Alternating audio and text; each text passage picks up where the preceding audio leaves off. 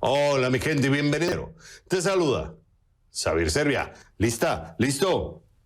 ¿Comenzamos? La batalla legal entre rentistas y dueños se complica. Millones de inquilinos atrasados en el pago de sus rentas. Los arrendadores afectados buscan desalojar a los incumplidores. El gobierno estadounidense impone una moratoria por la pandemia y una corte federal dice que el gobierno no puede imponer una moratoria. Por eso pregunto, ¿qué repercusiones legales tiene esta decisión? Lo analizamos.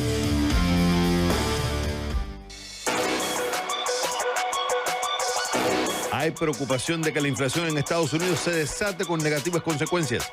Y ahora, para añadir más leña al fuego, el precio de la gasolina no deja de subir. Por eso pregunto, ¿quién es el culpable de esta situación y hacia dónde vamos? Lo averiguamos.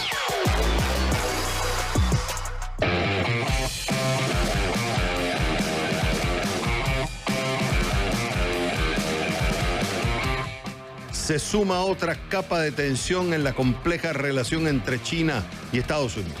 La influencia sobre una de las fabricantes de semiconductores más grandes del mundo con sede en Taiwán. Por eso pregunto, ¿cuál es el peso de la compañía taiwanesa en la compleja relación China y Estados Unidos? Lo discutimos. Comprar una propiedad en Estados Unidos no termina cuando el título pasa a tu nombre. En un nuevo Dime Xavier te explico lo que debes saber en relación con los impuestos a la propiedad.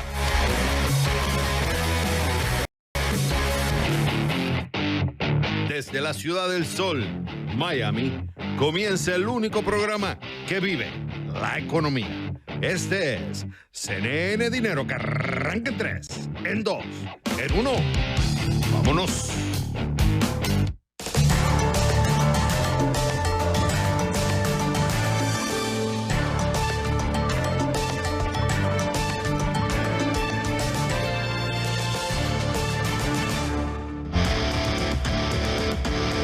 La batalla legal entre rentistas y dueños se complica. Millones de inquilinos atrasados en el pago de sus rentas. Los arrendadores afectados buscan desalojar a los incumplidores. El gobierno estadounidense impone una moratoria por la pandemia y una corte federal dice que el gobierno no puede imponer una moratoria. Por eso pregunto, ¿qué repercusiones legales tiene esta decisión? Lo analizamos. Pero primero, vamos con el contexto. ¿Qué está pasando? En Estados Unidos, los Centros para el Control y la Prevención de Enfermedades emitieron una moratoria de desalojos que evita temporalmente que propietarios desalojen a inquilinos que se atrasen en sus pagos por la crisis económica causada por la pandemia. Sin embargo, un juez en Ohio emitió un fallo en contra de la medida. El fallo indica que la moratoria es inconstitucional y que los CDC no tienen poder de detener los desalojos. ¿Por qué es importante? Se estima que 10 millones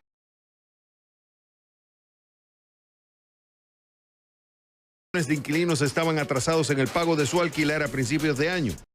Y muchos propietarios y administradores de propiedades también están enfrentando dificultades para pagar préstamos, pagar impuestos y hasta servicios.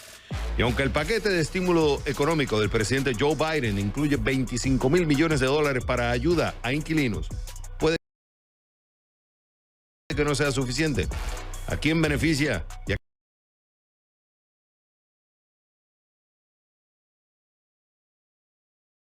quién perjudica este fallo? Lo analicé con Lawrence Michael Bruce. Él es abogado de la firma Diamond Kaplan and Rothstein. Aquí tengo documentos de la Corte, Lawrence. Vamos a llevar esto por parte. Primero, ¿quiénes son los demandantes? ¿Quiénes son los que están alegando de que el gobierno no tiene el poder de declarar estas moratorias?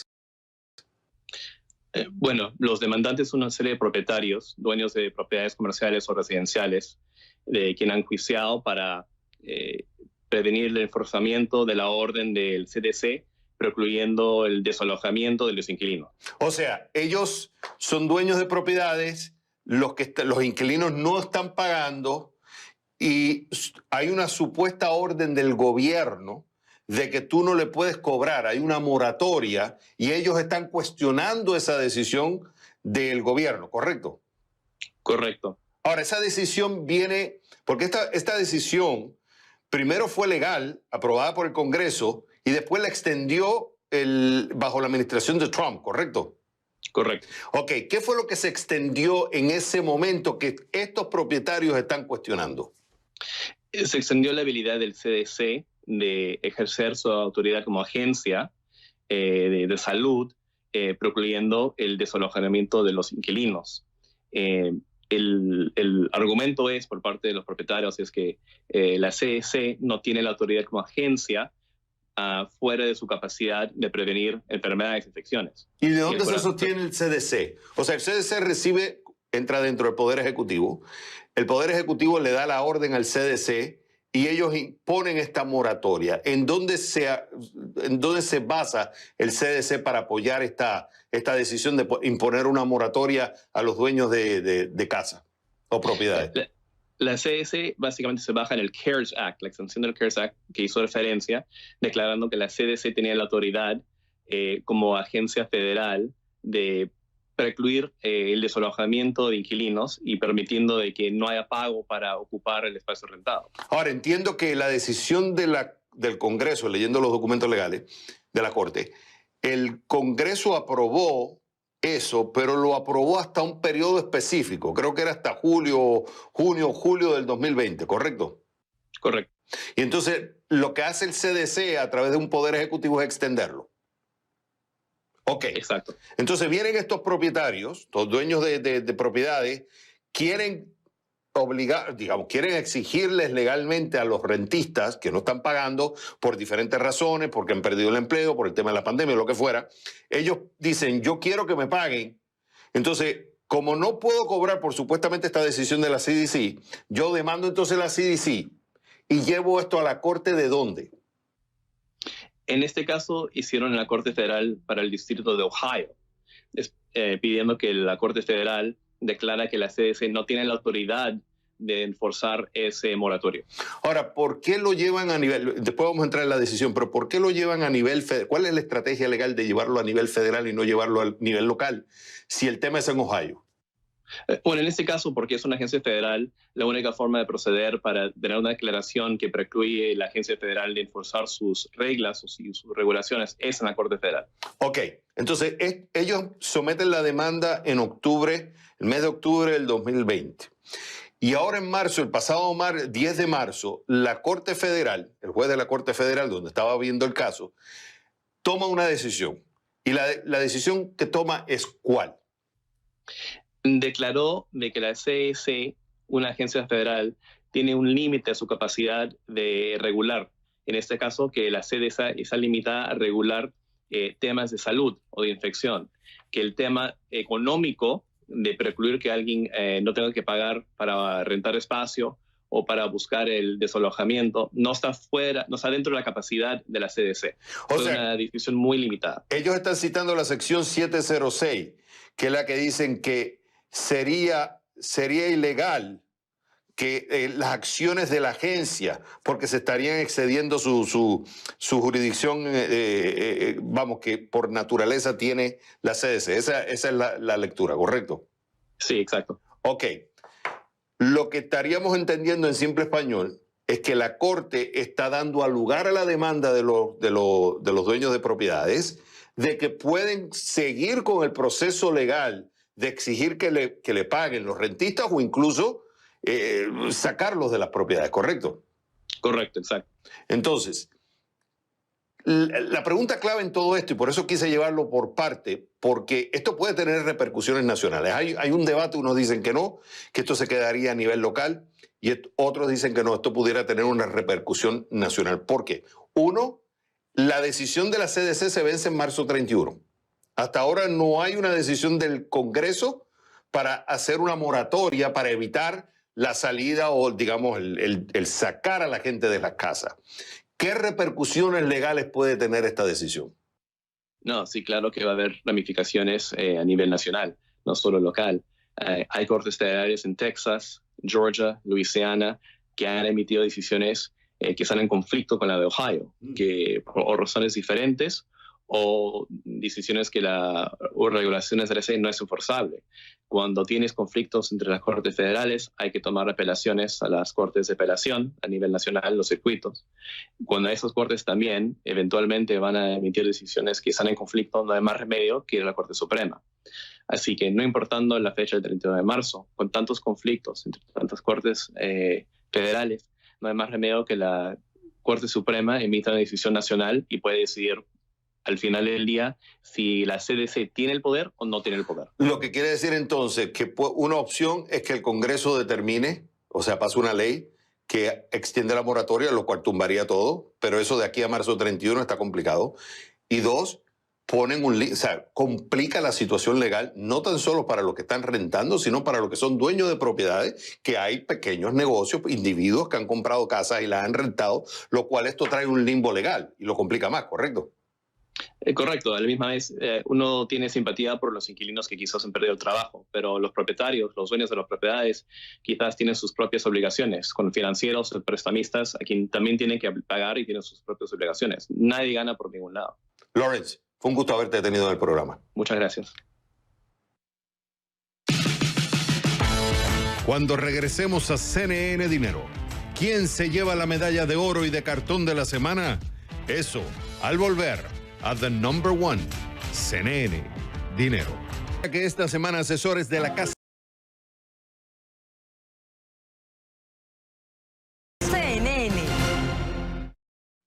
Se espera que esta semana asesores de la Casa Blanca presenten al presidente Joe Biden un paquete de empleo e infraestructura por $3 billones.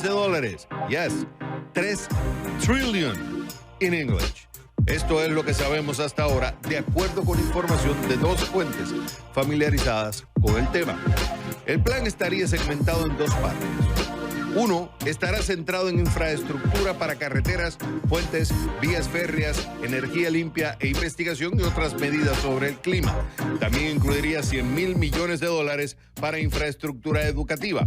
La otra parte del paquete se enfocaría en la llamada economía del cuidado y se centraría en garantizar educación preescolar universal, un gasto significativo en atención infantil y cuidados y una propuesta para la población más afectada por la pandemia. ¿Y quién gana esta semana? Intel. ¿Por qué? Porque la nueva estrategia parece que le gustó a los inversionistas. ¿Qué pasó? Esta semana el presidente ejecutivo de Intel, Pat Gelsinger, quien está a su cargo hace poco más de un mes, dio a conocer varias iniciativas, entre las que se incluye una inversión de $20,000 millones en 2 nuevas instalaciones para la fabricación de chips en Estados Unidos. El objetivo, reafirmar la posición de Intel como líder indiscutible de la industria de semiconductores, algo que muchos consideran que perdió en los últimos años. Y al mercado le atrajo la noticia. Las acciones de la compañía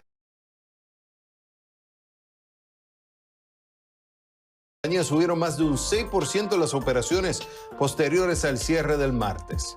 No sabemos si la estrategia de manufacturar en vez de subcontratar va a ser buena a largo plazo. Ante la competencia que tiene gigantes como la taiwanesa TSM, la coreana Samsung, tiene a Nvidia, tiene a Qualcomm. Pero lo cierto es que el anuncio de la nueva Intel 2.0 cayó bien entre los inversionistas y por eso esta semana Intel se lleva la medalla de oro de CNN Dinero. ¿Y quién pierde esta semana? La larga batalla por la igualdad salarial en Estados Unidos. ¿Por qué? La mujer sigue estando en desventaja salarial. ¿Qué pasó? Una mujer que comienza su carrera hoy en Estados Unidos pierde debido a la brecha salarial un promedio de $406,280 durante su vida activa. Esto según un reporte del National Women's Law Center, que basó sus estimaciones en los datos de la Oficina del Censo sobre ingresos medios de los trabajadores a tiempo completo durante todo el año. Eso significa que las mujeres ganaron alrededor de 82 centavos por cada dólar ganado por los hombres. Y esta disparidad aumenta si se trata de mujeres negras que ganaron 63 centavos o de latinas que ganaron 55 centavos. Y eso fue antes de la pandemia del COVID-19, por lo que la diferencia podría ser mayor si se toma en cuenta que la crisis ha revertido el progreso en la fuerza laboral, expulsando millones de mujeres de la población laboralmente activa. Es cierto que hay políticas gubernamentales y compañías como, por ejemplo, Starbucks, Citigroup, Apple, entre otras, atacando este problema. Pero ¿por qué las mujeres siguen en desventaja? La igualdad salarial se lleva esta semana la medalla de cartón de CNN Dinero.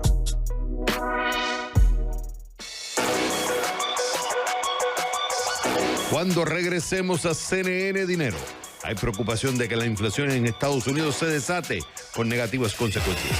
Y ahora, para añadir más leña al fuego, el precio de la gasolina no deja de subir. Por eso pregunto, ¿quién es el culpable de esta situación y hacia dónde vamos? Lo averiguamos al volver a The Number One, CNN Dinero. Nike está cambiando, o mejor dicho, cerrando la relación comercial con quienes en un inicio le ayudaron a darse a conocer. Así lo denuncian pequeños minoristas a quienes luego de décadas de relación, la compañía avisó que ya no recibirán sus productos para venderlos. ¿Por qué? La nueva estrategia de Nike es que sus clientes compren en línea en sus propias tiendas y en algunos minoristas selectos autorizados.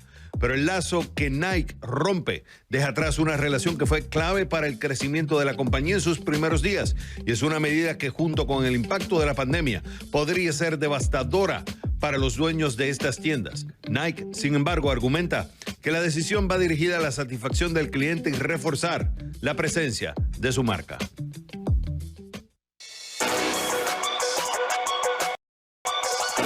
Hay preocupación de que la inflación en Estados Unidos se desate con negativas consecuencias. Y ahora, para añadir más leña al fuego, el precio de la gasolina no deja de subir. Por eso pregunto, ¿quién es el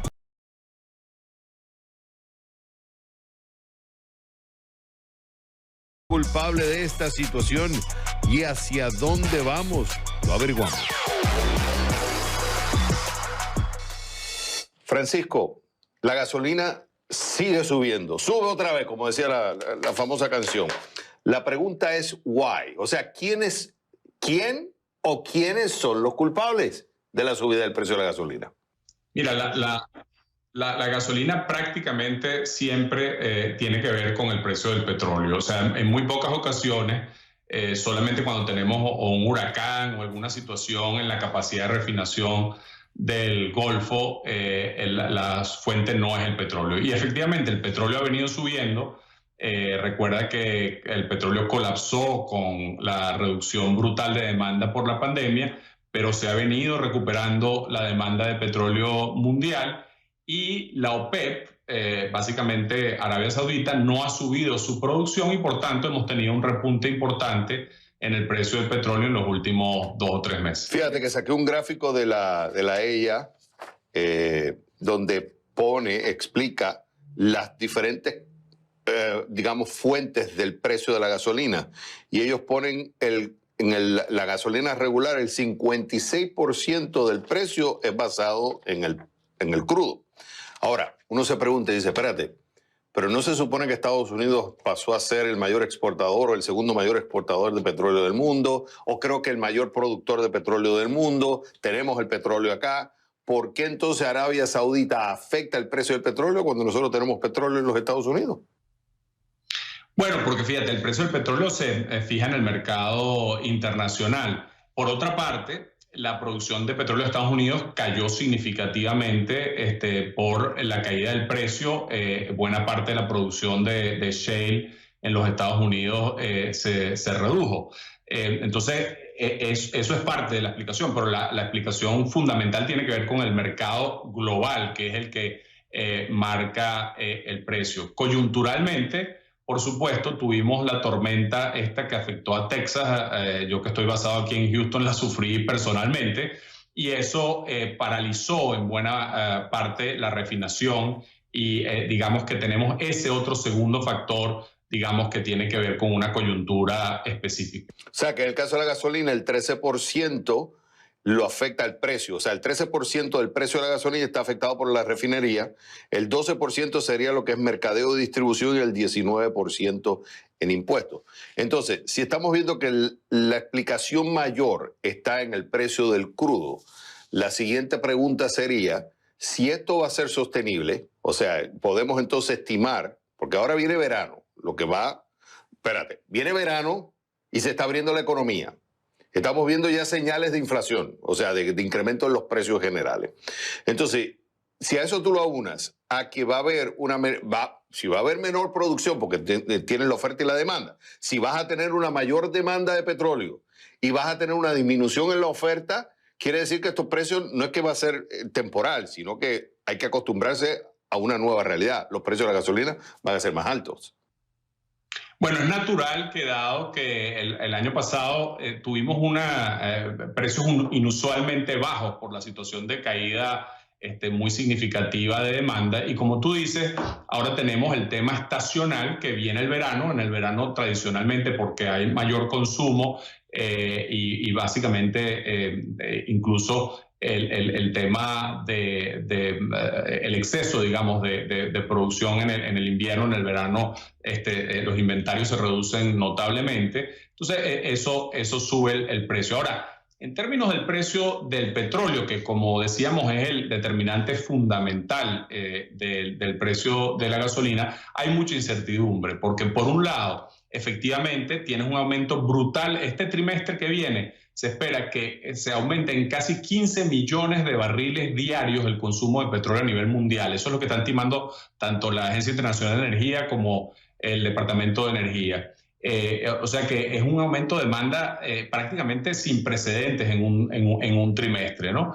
Pero por otro lado tenemos el hecho de que la OPEP tiene su pico más alto de la historia de capacidad ociosa. O sea que si la OPEP empieza a producir más, sí vamos a tener un incremento continuado de precios. Pero si la OPEP empieza a producir más y, por otro lado, se reactivan los pozos de shale en Estados Unidos, puede ser que eso atenúe la subida del precio producida por la demanda. Entonces, cuando estamos hablando de la OPEP, específicamente hay que pensar que en Arabia Saudita, hay que pensar en Rusia, aunque yo sé que técnicamente Rusia no es parte de la OPEP, pero hay que pensar en qué jugadores para estar prestando atención a eso. Sí, bueno, Arabia Saudita y sus aliados ahí en el Golfo Pérsico son muy importantes. Y como tú dices, el más importante fuera de ellos, de lo que llaman la OPEP Plus, es Rusia. Hay que tener en el radar también a Irán, porque recuerda que Irán, por las sanciones que le ha impuesto Estados Unidos, está produciendo muy por debajo de su capacidad, pero si hay algún tipo de acuerdo entre la administración Biden y Irán, podríamos tener esos barriles también fluyendo. Eso no se espera que ocurra en el año 2021, pero quizás un poco más adelante, el año que viene, podríamos tener la incorporación de los barriles de Irán. Por último, Francisco, tú sabes que se está hablando de la inflación, hay una preocupación en los mercados sobre el tema de la inflación.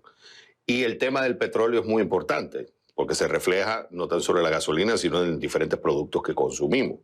Entonces, si partimos de la premisa de que incrementaría el precio del petróleo, la oferta no aumenta de forma rápida para poder sustentar, digamos, esa demanda, lo que quiere decir que entonces esta subida de precios en el petróleo puede también afectar o exacerbar la preocupación de la inflación en los Estados Unidos, ¿correcto?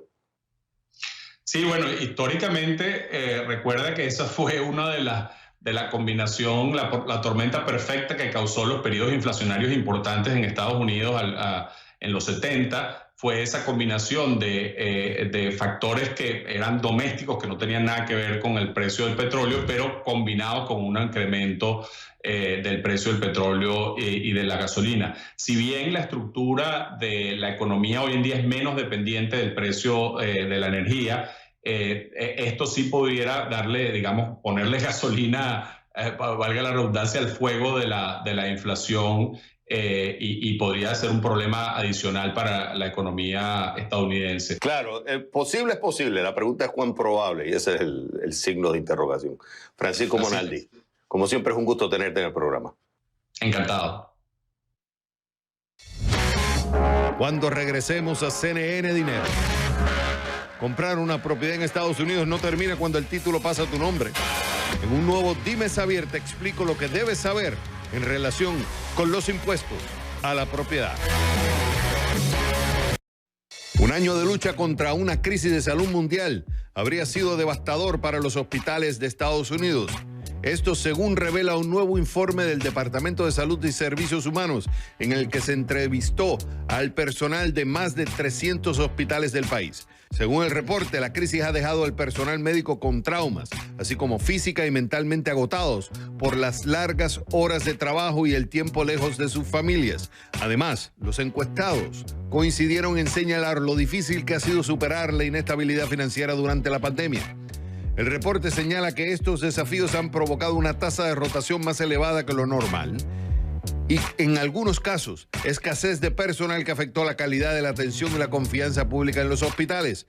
El Departamento de Salud señaló que esta evaluación servirá para buscar soluciones de largo plazo.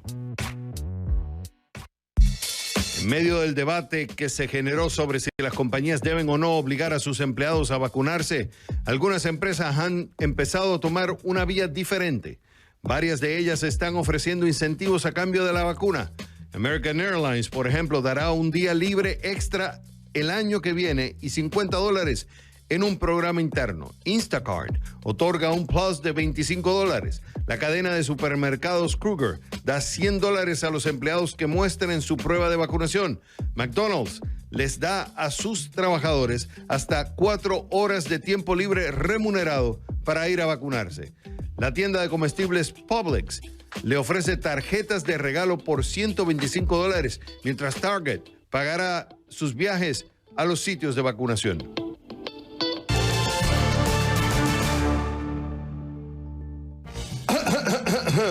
¿Qué te pasa? Compré una propiedad en la Florida. Felicitaciones. ¿Y presupuestaste para los impuestos como te dije? ¿Impuesto? ¿Qué impuesto? Sí, el impuesto a la propiedad. Ese ya lo pagué y eso no se paga más. ¿De qué hablas? Eso se paga todos los años. Ay, no lo pago y ya está. Ok, Einstein, dile bye-bye a la casa. ¿Really? Me preguntan, Xavier, si compro una casa en la Florida, ¿tengo que pagar un impuesto anual en la Florida y en cualquier parte de Estados Unidos? Se llama impuesto a la propiedad. ¿Y qué es el impuesto a la propiedad? Es el gravamen que se cobra por cualquier tipo de propiedad, llámese casa, edificio, terreno y ciertas categorías de propiedad personal, compradas o poseídas dentro de una jurisdicción. ¿Quién lo establece? Gobiernos locales como ciudades, condados y juntas escolares, aunque los estados suelen imponer ciertos parámetros para que la tasa sea más o menos uniforme. ¿Para qué se usa? Es una de las principales fuentes de ingresos de los gobiernos locales, representando alrededor del 47% de los ingresos totales. Ahora, ¿de qué manera los municipios determinan el valor del impuesto? Usan varios métodos. Número 1, el valor de mercado, establecido en el mercado abierto. Número 2, el valor de tasación, asignado por un tasador privado, se utiliza para determinar el valor de una propiedad al comprar o vender. Número 3, el valor tasado, es el valor que un municipio asigna. Y número 4, la razón valoración, que es el ratio entre el valor tasado de una propiedad y su valor de mercado. Y como cada estado establece sus propios límites y cada municipalidad sus propias fórmulas, lo que los propietarios terminan pagando puede variar mucho dependiendo de dónde viven. Vamos con un ejemplo. Miami, Florida, donde utilizan un enfoque basado en tasas de millaje, que quiere decir, a grandes rasgos, por cada $1,000 de valor de la propiedad tasada, deberás pagar $1 en impuestos. Entonces, si una casa vale $100,000 y la tasa de propiedad es de 30 millas o millaje, el impuesto sería de $3,000 por año, según me explicó Adam Salas, del estudio de abogados Salas Law. Aunque el impuesto efectivo se termina de definir después de aplicar las exenciones disponibles como el Homestead Exemption, por ejemplo, a la propiedad principal o por viudez para la tercera edad u otros.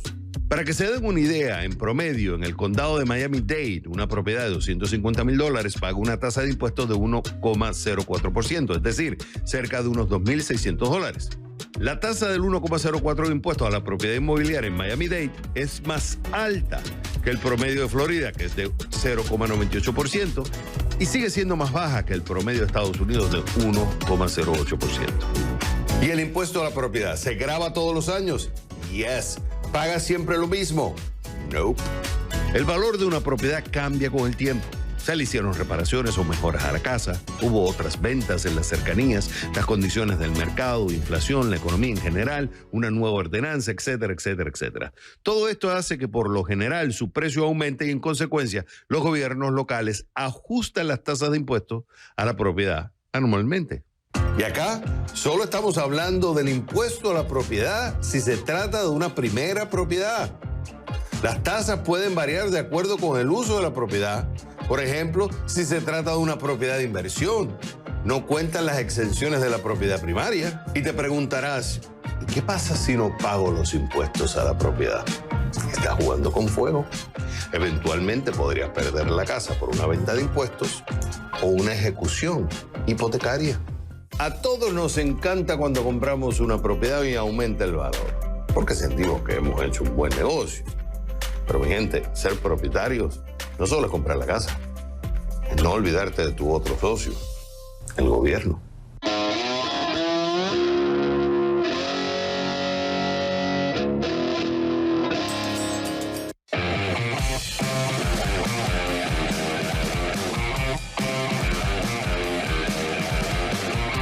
Cuando regresemos a CNN Dinero, se suma otra capa de tensión en la compleja relación entre China y Estados Unidos. La influencia sobre una de las fabricantes de semiconductores más grandes del mundo, con sede en Taiwán. Por eso pregunto, ¿cuál es el peso de la compañía taiwanesa en la compleja relación China y Estados Unidos? Lo discutimos al volver a The Number One, CNN Dinero. ¿Tienes alguna pregunta de finanzas personales? ¿Tienes alguna duda sobre tus finanzas? Envíame un video, audio o escríbeme a dimesabier@cnn.com. En este vaso que tiene 4 patas, una cabeza cuadrada y ha recorrido los pasillos de un hospital en Boston, Massachusetts, es el Dr. Spot, el robot de Boston Dynamics, adaptado para recibir e interactuar con pacientes. Spot se probó en el servicio de urgencias del Brigham and Women's Hospital hace un año, cuando los casos de COVID-19 aumentaban en Massachusetts. El robot estaba equipado con sensores para medir la temperatura, la frecuencia respiratoria, el pulso y los niveles de oxígeno en la sangre. Y su objetivo no fue tanto probar su robótica, sino ver si las personas aceptarían este tipo de interacción. La idea del Dr. Spot recorriendo el hospital surgió para reducir el riesgo de exposición del personal sanitario en medio de la pandemia.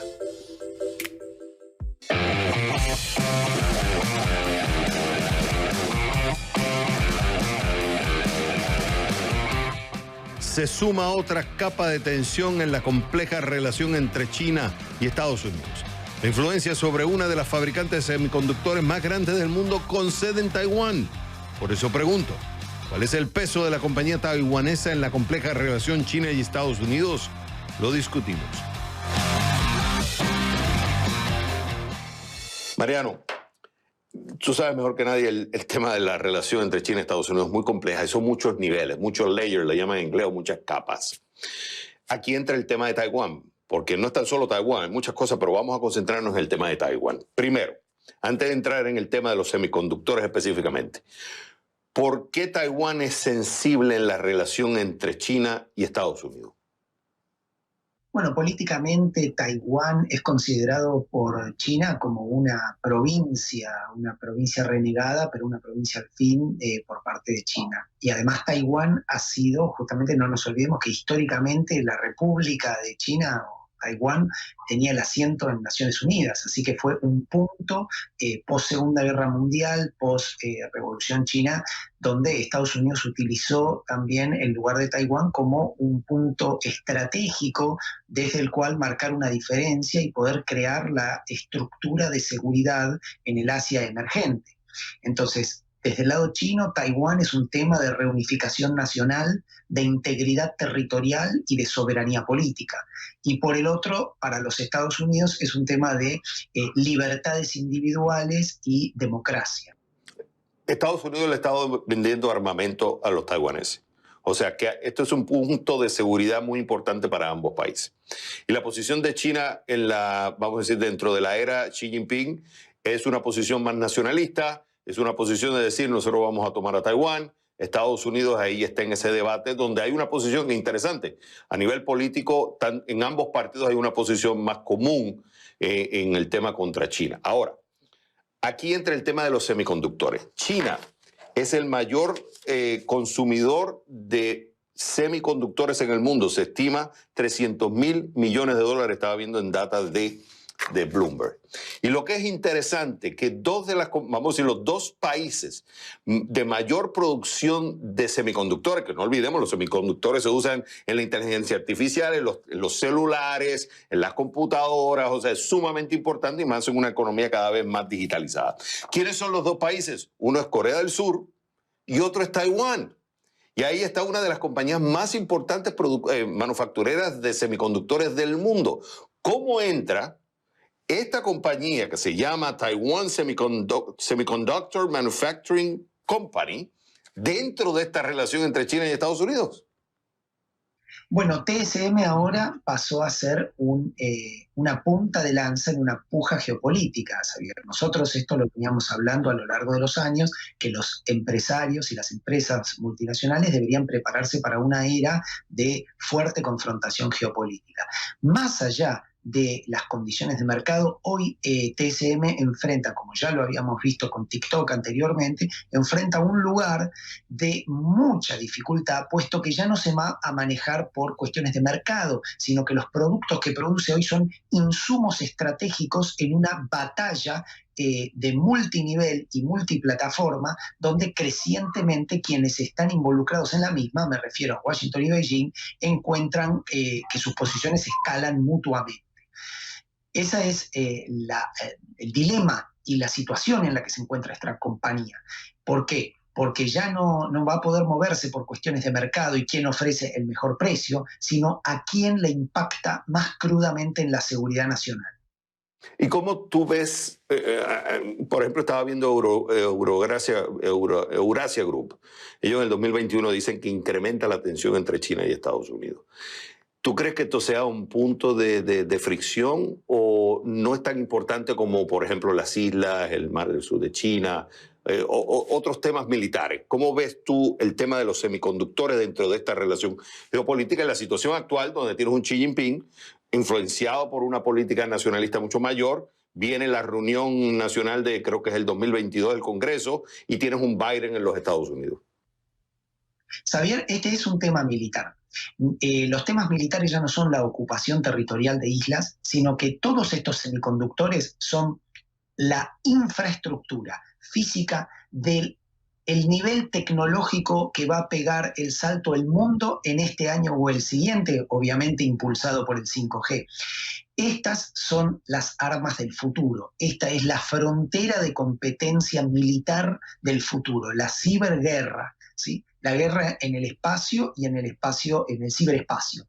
Entonces, los semiconductores hoy tienen el mismo impacto que la pólvora en el pasado. Así que son las armas con las cuales se luchará la próxima guerra. Por eso, y cuando digo próxima no me refiero a 20 años, sino menos, y por eso están en una industria absolutamente sensible a la seguridad nacional o a los eventuales planes de hegemonía mundial. Y para concluir, tanto Estados Unidos como China tienen que reconocer que es clave en los semiconductores, es clave Taiwán, es clave esta compañía, pero también tienen que reconocer que la otra parte tiene intereses y que es muy poderoso también. O sea, esto es un juego de ajedrez, no va a ser un juego de suma cero donde yo voy a ganar, tú vas a perder, sino que va a ser un deterrent, va a ser una posición donde ambos van a tener que negociar porque los dos necesitan del uno del otro. Si ambos es el escenario, como describen en China, de dos escorpiones en una botella. Si ambos pueden destruirse, es el mismo escenario de la Guerra Fría, de la destrucción mutua asegurada. De profundizar este curso de enfrentamiento, el resultado es obvio, pierden todos. Mariano, como siempre, es un gusto tenerte en el programa. Muchas gracias.